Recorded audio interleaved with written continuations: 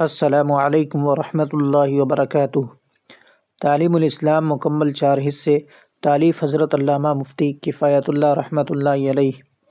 چوتھا حصہ چل رہا ہے۔ آج کا تازہ عنوان ہے بدعت کا بیان۔ سوال: کفر اور شرک کے بعد کون سا گناہ بڑا ہے؟ جواب: کفر اور شرک کے بعد بدعت بڑا گناہ ہے۔ بدعت ان چیزوں کو کہتے ہیں جن کی اصل شریعت سے ثابت نہ ہو، یعنی قرآن مجید اور احادیث شریف میں ان کا ثبوت نہ ملے اور رسول اللہ صلی اللہ علیہ وسلم اور صحابہ کرام اور تابعین اور تبع تابعین کے زمانے میں اس کا وجود نہ ہو اور اسے دین کا کام سمجھ کر کیا یا چھوڑا جائے۔ بدعت بری چیز ہے۔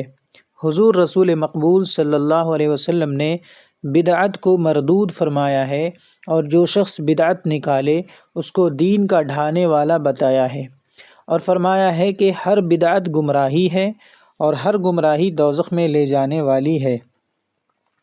سوال: بدعت کے کچھ کام بتاؤ۔ جواب: لوگوں نے ہزاروں بدعتیں نکالی ہیں۔ چند بدعتیں یہ ہیں: پختہ قبریں بنانا، قبروں پر گنبد بنانا، دھوم دھام سے عرس کرنا، قبروں پر چراغ جلانا، قبروں پر چادریں اور غلاف ڈالنا، میت کے مکان پر کھانے کے لیے جمع ہونا، شادی میں سہرا باندھنا، بدھی پہنانا اور ہر جائز اور مستحب کام میں ایسی شرطیں لگانا جن کا شریعت سے ثبوت نہ ہو، بدعت ہے۔ اس کلپ کے لیے اتنا ہی۔ جزاکم اللہ خیر الجزا۔ والسلام علیکم ورحمۃ اللہ وبرکاتہ۔